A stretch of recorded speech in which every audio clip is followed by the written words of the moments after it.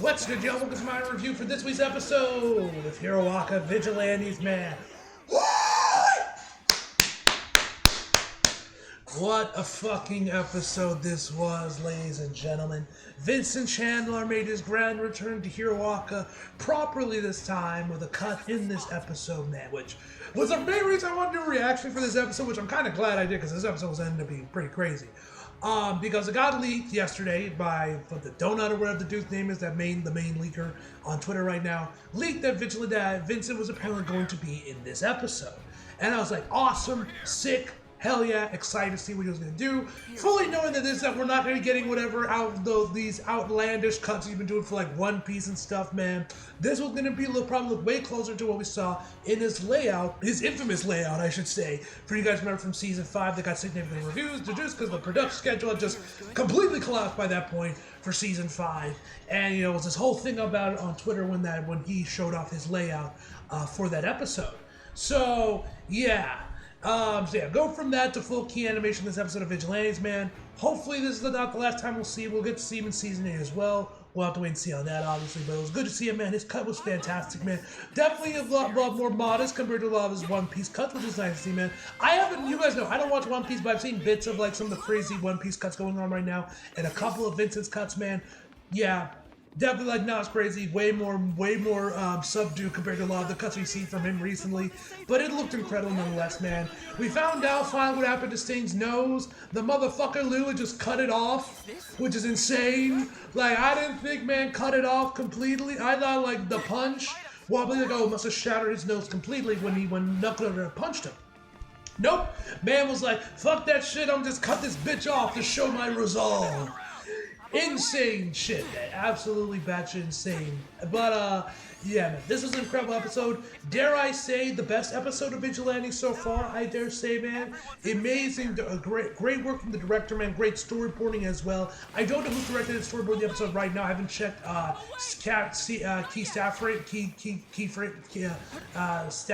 key staff list or whatever the site's keyframe staff list. I think that's what it's called. I haven't gotten to check that site yet to check to see what the director storyboarded this episode, man, but they did an incredible job.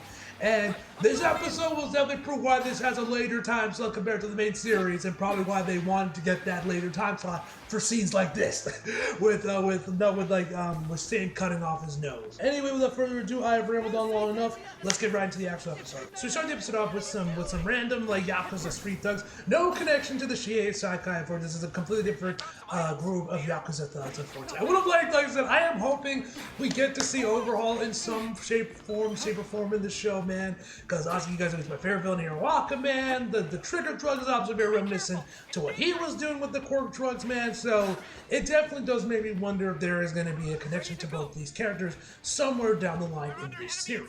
We'll have to wait and see on that, if that ever happens, ladies and gentlemen. Anyway, guys, first of all, this episode literally uses the exact same opening shot as the previous one, which at first I thought, like, wait, is this a new, wait, is this episode 5, or did I have to make sure this was episode 6, because it literally opens on the exact same frame. But anyway, as I said, we see some Yakuza drugs at son of a bitch, I forget, like a restaurant or whatever. I forget what these places are actually called. Isekai, I believe it was. Just chilling, drinking some beer, getting drunk, man, or probably sake is probably what they're drinking. And one of these guys I definitely know for a fact is voiced by Barry Yandel. I could definitely recognize he was voicing one of them. You guys may remember him as Professor Hendrickson in Spy Family, the teacher. They do not deserve to call themselves educators. He also voices the dwarf in Goblin Slayer as well, man. OG VA, man. So yeah, I immediately recognized that that was him voicing him, which he's actually played. I did go back to check because I am also like with the amount of Hiroaka VAs I've been noticing that have been making like cameos in the background, like Justin Briner. You guys know I picked up on Jade Saxton in like the episode 3 or whatever it was. Which at least I think it's Jade Saxton. I'm not 100% sure if it's her, but I'm pretty sure that one was Jade. Now we got him as well. He played some characters in the movies. No major characters, I don't think, because I haven't seen movie 4 yet. But I think he might play one of like those side villains in movie 4. I'm not sure because I haven't watched it yet. I've been busy with one of the things that hold me off from watching it on Netflix yet. But hopefully this weekend I'll be able to finally sit down and watch it for you guys and give my review out for it.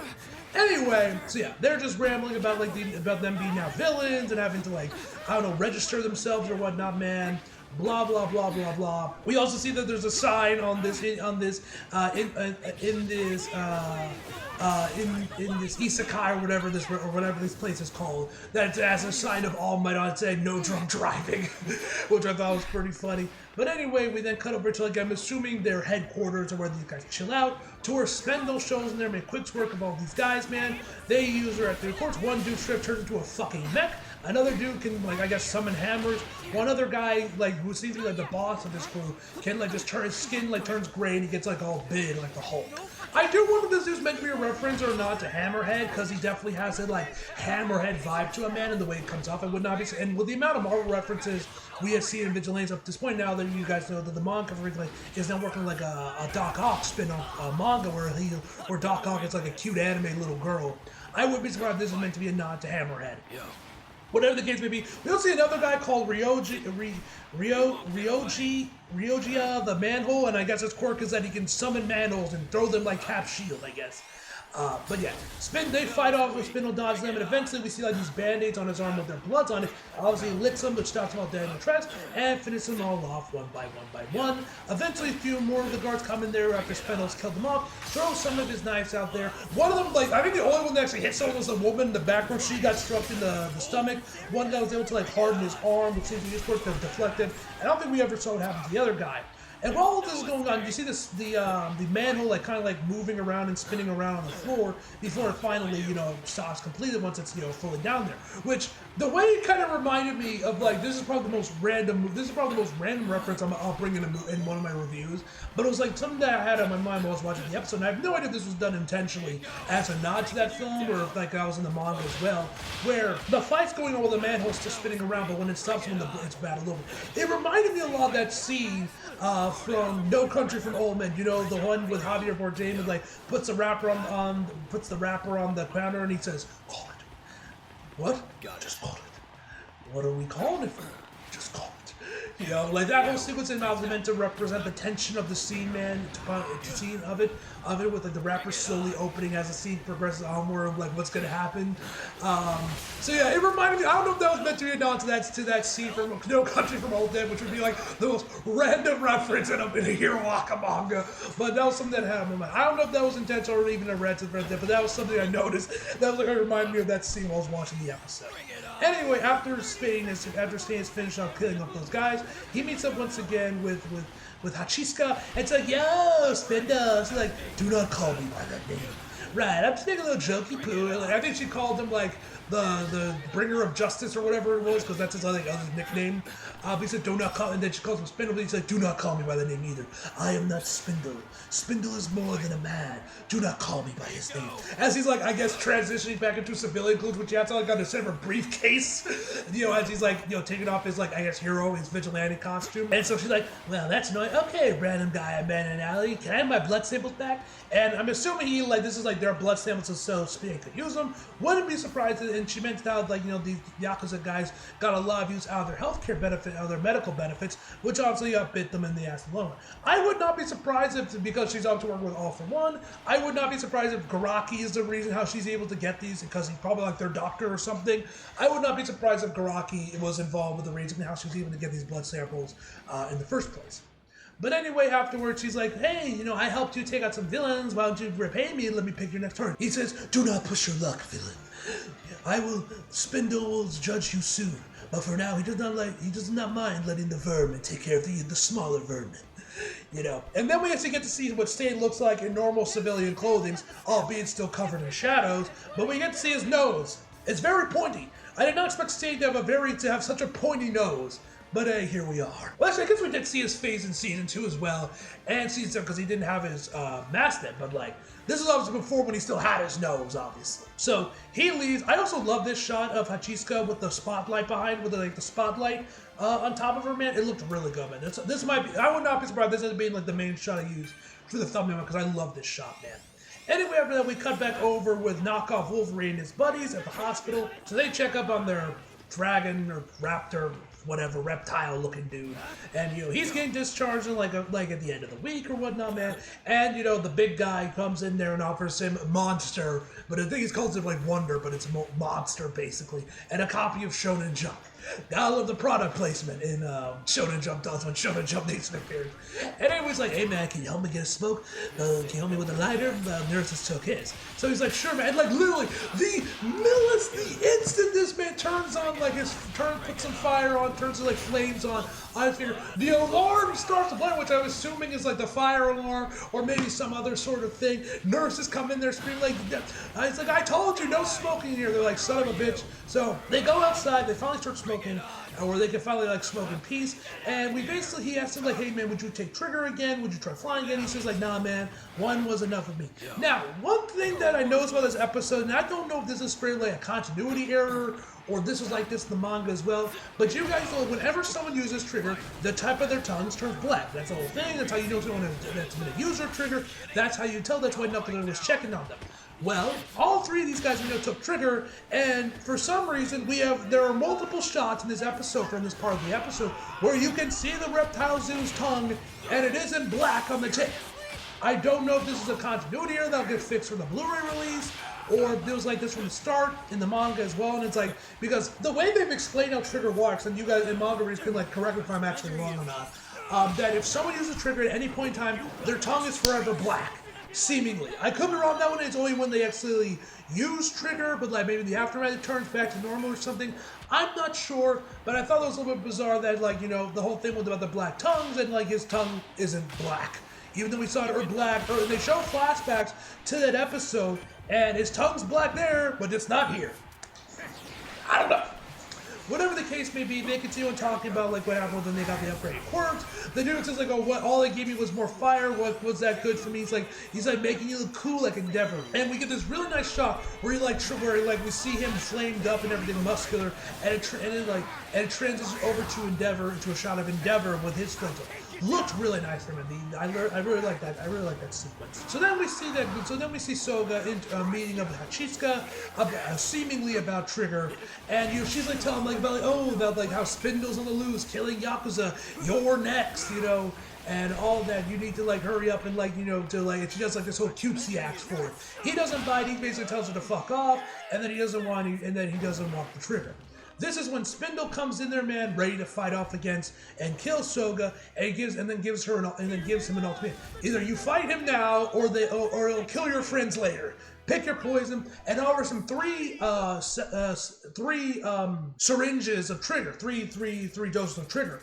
Like, oh yeah, man, take it. And then literally, this man Soga slaps it out of her hand and then stomps on it afterwards. He clearly does not want the trigger again, and he's just like, I'll beat you with just my normal quirk. Pops his claws, and we're off, and these two start to battle. Well, right before, Hachitsuka starts to activate her quirk, and bees start coming out of her eye socket hole thing that. I heard that after what we see at the end of the episode, man, I need to know what the fuck is behind her hair.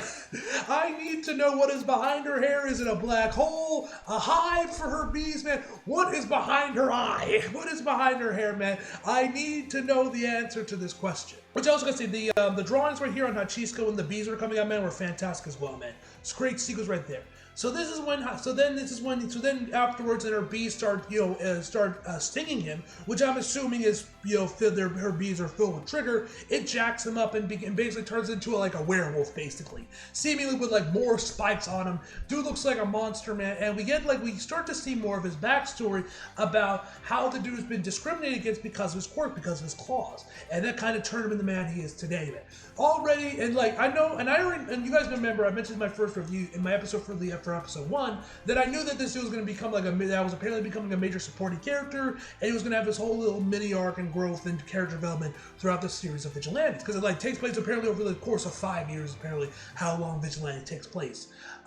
Which this is probably the first start of that, man, and already I dig this guy, and I'm already starting to get behind him, man. I really want to see more of him. Which I really think the sequence was really well handled. And I'm starting to really get behind him now, and I definitely want to see more of him. So I'm really digging this character, and I'm really hoping that, and I'm looking forward to seeing more of him, because I'm digging what we see his backstory, where because of the fact people were discriminating against him, Dow turned out he is, and he kind of has the same problem like Bakugo in a sense, where he like thinks people are always looking down on him or mocking him and whatnot. Which there were definitely cases when they are, but then you see like, but then we also see like with this like where characters have like these creepy grin on their face while it is flashbacks. Which I also gotta say, love the way this sequence was visualized with the film grade and like the blacked out corner and the blackout sides, man.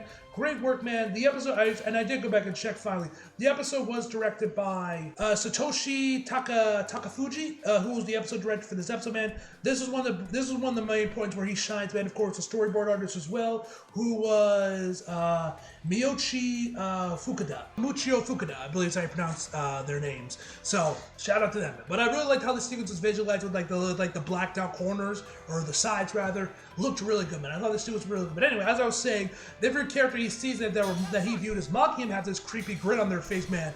Looks really creepy, man. But then it also goes on to characters who definitely weren't mocking him or whatnot, like Koichi and Popstep.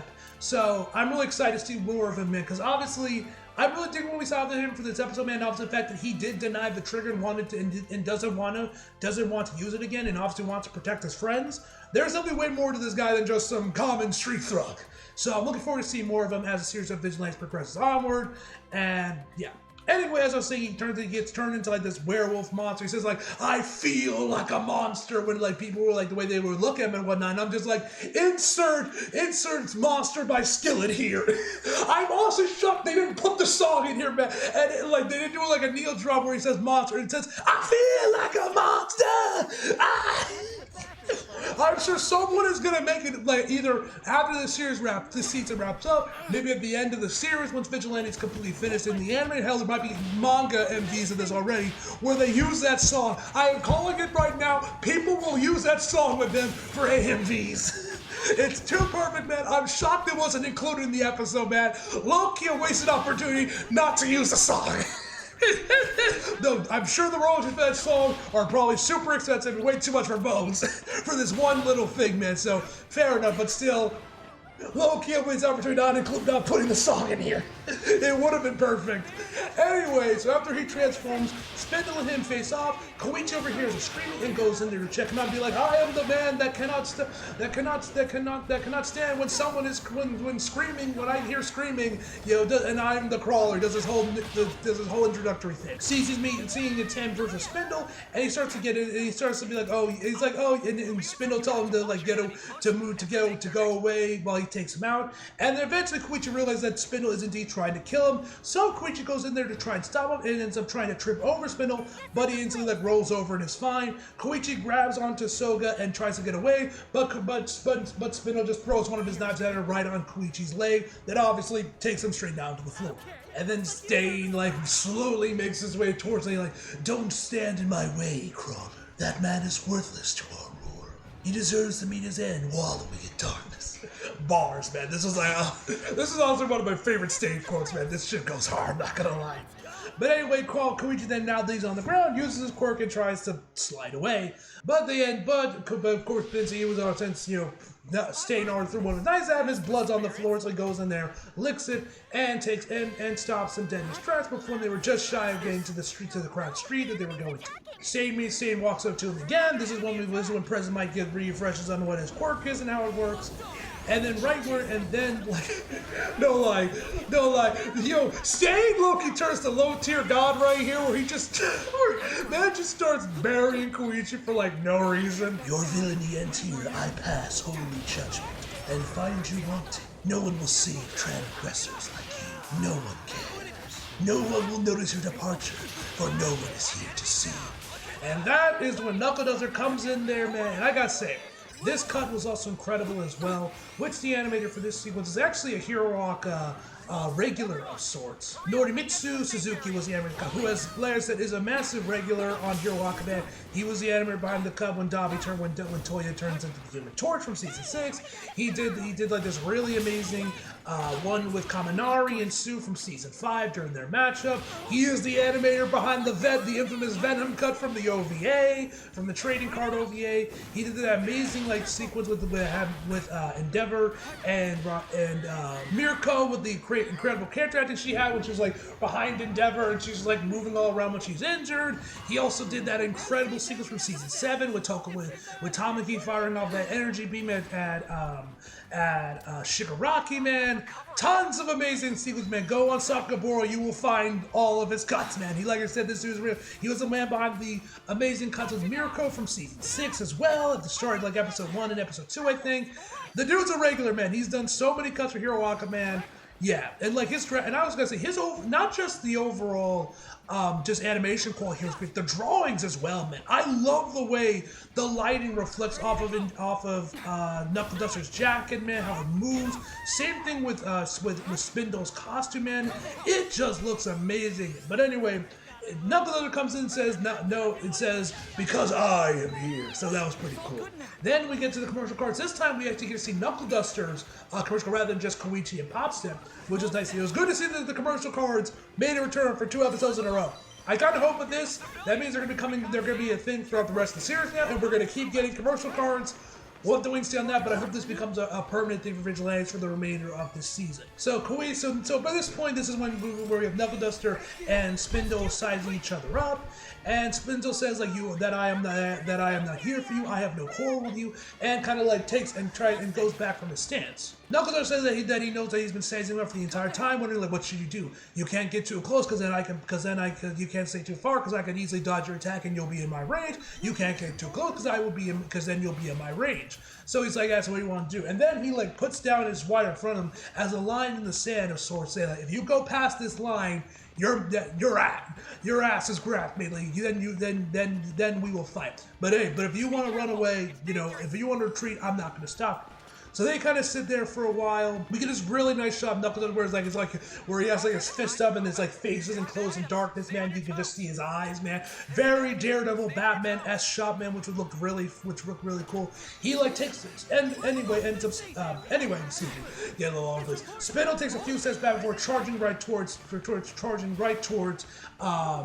Knuckle Duster, and then literally as he's about to start, when he starts closing in on Knuckle Duster, he says, "A hero steps over the line," literally right on cue, man. This was edited. This was brilliantly edited, I must say. The timing here was perfect.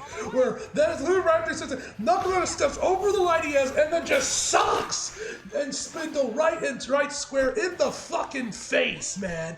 I was like, God damn. His mask is shattered, man. He's bleeding everywhere, man. The dude definitely had a broken nose by this point from that punch alone. No doubt. Definitely a mixture from the punch and probably the broken glass from his mask. And Koi's like, wait, didn't you just say that if he stepped over the line that he would fight you? And he's like, yeah, I never said I could step over the line. And then we get this, and then he mentions this amazing quote from Knuckle Duster from the episode when he picks up his mask, where he says that someone thinks that he wears the mask, they think that they're someone else, and that they think they're invincible because they think the mask is invincible. I just gotta say, this was like low-key fucked up of him to do. Well, while you have this amazing quote, which is honestly spitting, honestly, and definitely you can see some parallels between that. When someone actually made a tweet about this after the episode aired about saying how much he's spitting, and made a parallel to this in Izuku during the Dark Deku arc, during the Dark Hero arc, which I definitely have to agree with because he's basically spitting because that was literally just Izuku. Though to be fair, Izuku never really had much of a sense of self-preservation to begin with, to be fair. But anyway, as I was saying, kind of fucked up by saying this, he shows up that we see like a shot of Koichi looking in the mirror and the reflection is All Might. Not gonna lie, that's kind of fucked up. But anyway, like I said, he delivers this amazing quote, and this is when we start, and this is when we get to Vincent Chanstar's cut for the episode, man, which, like I mentioned, the start of the episode was absolutely sensational, man. He says, "I understand now," and this is amazing. He stands up there, man, jumps up to like the roof of a building, dives right back down there, fights against Knuckle Duster, man. Then goes, and I really like this part where he jumps back up, or he starts ninja hopping or wall hopping from the roof to this I think he's standing on an AC unit or something, where he's crouched down on the ground looking like Daredevil or something, man. Very badass pose he had there, man. Love this pose right here. And then right here he mentions false hero. So obviously this marks the beginning of his transformation into Sting. So he licks his blood and then bounces. Amazing. And I was gonna say the drawings right here were phenomenal, by the way, as well. The key animation here was spectacular. So anyway, once two massive droplets of his blood drop down to the ground, we see Knuckle Duster attending to Koichi's wound, where he like looks like he like scraped his knee or something, and he's just like pouring alcohol, rubbing alcohol over it. He's like, ow, ow, it stings. And then Popsa comes in there, man, with like a first aid kit on her, strapped on her, man, and tells him like he's worse off. And we see that it's, and then we see her tending to Soga's wounds. And of course, the entire time, Popstep is pissed off having to treat this guy's wounds, because obviously, you know, they nearly raped her. Okay, they may not raped her. They were about to. They weren't gonna rape her. They were just gonna rip her off her clothes. But y'all know, but she was gonna get assaulted regardless. They were about to assault her regardless. Anyway, so like I said, she's pissed off, and then Koichi's like, "Hey man, sorry, crazy that there's guys that scary out there, right?" And like he says nothing. Koichi's like, "Couldn't you spare a couple words? I just saved his life." And then it's like, "Why are you asking me, kid?" And so then he asks Popstep on like, what's his deal? If he like, how was he like? I almost got him squashed, and now he's all smiles. Is he crazy or something? And she's like, no, he's just dumb. And he's like, oh, so that's your game. And I feel like at this point he realized that he probably realizes that she probably has a crush on Koichi, which I think I am starting to see as well. I could be wrong, but from everything we know of her up to this point, for obviously saving her and all that, and she's blushing too, I would not be surprised if Popstep does have a crush on Koichi. We'll have to wait and see on that, if that goes anywhere. Hopefully it does, because like I said, I'm starting to ship him now. Not gonna lie. Then we get to probably also the highlight of the episode, at least for me as someone that's a big horror fan. We see Stain's place. Of course, this man lives in the most rundown, beaten. How the fuck? There's no way this is up to code. How the fuck is this building even still standing? It's probably been entirely evicted, and you know, fucking Stain's just chilling here, man. Type of apartment complex. His mirror is shattered, is broken to pieces, man, and he goes on rambling some bullshit and saying that what he lacks is resolve, and then chops his nose off. Yeah, I don't know what chopping your nose off has to do with resolve, but okay, bro. And while all this is going on, Hachisuka's behind him, and she's saying some shit, and Stain just says, "Silence!" and throws one of his knives right into her eye from the one that's covered by her hair, and she falls down to the ground. So I was kind of shocked by that, and also I gotta say, I forget who voices Stain in Vigilante, but shout out him, and this was an incredible performance from him, man. The dude was absolutely sensational here, man. Phenomenal performance right here into this part of the episode. And this is definitely the part of the episode where Satoshi and Michio, Michio both shine in terms of the directing and the storyboard and stuff. So man, this was easily the best part of the episode, man, in terms of, for me, man, directed beautifully. The storyboarding here was phenomenal as well, man. Just an incredible sequence to end the episode off. So, after he's done chopping his nose off, man, which I like, this was definitely probably one of the scenes why Vigilantes end up getting a later time slot compared to the main series, because of sequences like this, so they don't have to censor it, man. But thankfully they didn't, because this was an incredible sequence, man. And so he just starts saying like, my false face is gone, and now I look at the world anew. Ramming some other bullshit while he's like slowly going down the stairs while he's like, his hands covered in blood as like descending into the basement or wherever the hell he's going in his house. Hachisuka ends up getting back up. She pulls out her knife, and we see this purple goo coming out of him, and with some of her bees attached to it. Once again, I gotta ask, what the fuck is behind her hair? I need to know. Kinda gross, not gonna lie.